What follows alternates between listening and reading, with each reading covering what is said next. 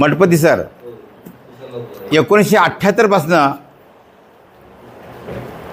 ते आज तागायत अनेक विधानसभा निवडणुका झाल्या, परंतु केज या राखीव मतदारसंघामध्ये विशिष्ट जातीलाच सातत्याने संधी मिळत गेली. महाराष्ट्रामध्ये अनुसूचित जाती संख्या भरपूर आहे, 59-60 आहे,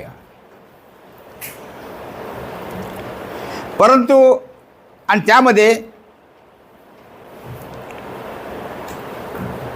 1978 साली चर्मकार समाजाला संधी मिळाली. 1980 मध्ये स्वामी साहेब गेले निवडून.